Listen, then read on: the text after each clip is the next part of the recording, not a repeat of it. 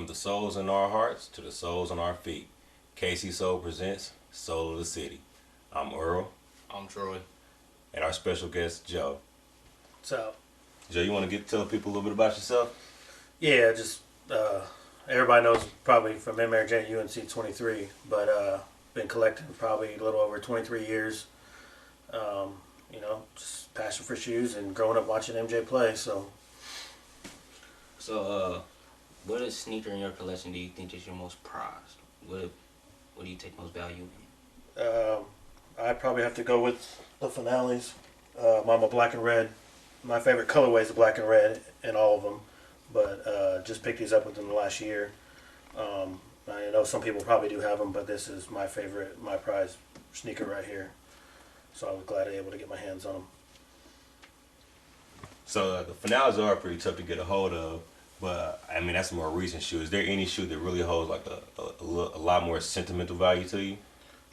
Yeah, I got a pair of the OG Columbia 11s here. Just real quick story. Cut my arm one day in church, and I was in the doctor's office, and I was actually crying, and the doctor goes, "It's all right, we'll get your arm stitched up." And my mom actually turned to him and said, "He don't give a shit about his arm. He's just mad because he got blood on his shoes." So the doctor started cleaning them off for me, but I haven't taken the Jason Mark to it yet, but it's still got the blood stains on it. So this is a pair that will never leave the collection. Now that's the OGs. A lot of people want them to retro, but they actually did retro. Could you tell us a little bit about that? Right, they did. I believe it was 2000, 2001, people can correct me, but yeah, this is my crispy pair right here. Warm a couple times, so they're not, not icy, but do got the Nike Air on the inside, but these are my Columbias, and that everybody does want these to retro. So hopefully they do, because I do too. Definitely need those. So I see you have a lot of OG colorways. What do you think about the new colorways that are releasing? I like it. I mean, there's the Toro 4s. I like those. Like I said, red again. There are some colorways I stayed away from, but I do like it. It brings maybe some new people into it that don't like the OG stuff or wasn't around when the OG colorways were there. But I don't have a problem with it. Some of the stuff they get a little too crazy with, but I don't mind it. Definitely. It seems nowadays that that OG colors tend to sleep, like they're slept on, so they sit on shelves a lot more. Why do you think that is? I just think it's a lot of these younger kids that are collecting. Maybe they don't know that that's an OG colorway, or they're just not knowledgeable on it. Maybe some do, and maybe their taste is different from when we were growing up and what we're used to. So, it is what it is. It makes it easier for me to get an OG shoe that I want. So, I'm okay with it, but they need to not sleep on them. Now, for the kids like my age, I'm a teenager. Do you think in 10 years, do you think they will ruin the sneaker game, or take it to another level? They're definitely taking it to a whole nother level. Camping wise, we won't get into all that, but a lot of people know with, as far as camping, and you're camping a day or two, or and here in the city, good 8, 7 o'clock on a Friday night. Back then, I didn't have to camp. There was no camping. Going on a Wednesday, 10 o'clock, the stores didn't open up early. You got there when they opened up, got your pair. No, really no waiting at all. I mean, the guys knew you because you always went. But as far as these, younger cats, I mean, I think they're good for the game. I mean, they keep it going. They keep, these shoes sit. Nobody's going to get anything. They're just going to scrap it all together. But so in that aspect, I'm glad. Another bad part of it is just the price. And the price just keeps going. How far are they going to push the retail price is probably one thing that'll probably get me out of the game, is to just get too high for me. Now I heard you say retail price. Now, what about resellers? How do you feel that they affect the sneaker culture? Just depends. I mean, there's a lot of times like I'll go pick up a ton of shoes for people that can't get them in bigger cities, and 99% of the time, I should say maybe 95% of the time, I'm hooking somebody up. I mean, as long as I know you and I've done business with you, even people outside that I've connected with, I'm hooking them up. They're not, and I don't ask for the same thing back, but a lot of times they're giving me back the same retail price. Now, a lot of times, if I don't know you, maybe making a few bucks here or there. Not crazy prices like some of these people are making. I still try to stay reasonable. But It is what it is. A lot of people, that's what they do. I mean, they sell shoes and they make money, and I can't knock them. They're making their money, so it just depends. So we talked about resellers. What about the hype beast in the game? How do you feel about them? There are some that are just out there, like when I do camp or if I do go to a release that I don't see at every single release. Like me, I'm almost picking up every single shoe. There are some shoes I will not get just because I've learned to pass on those colorways because I don't like them. Because back then I was just picking up everything. I didn't care what it was.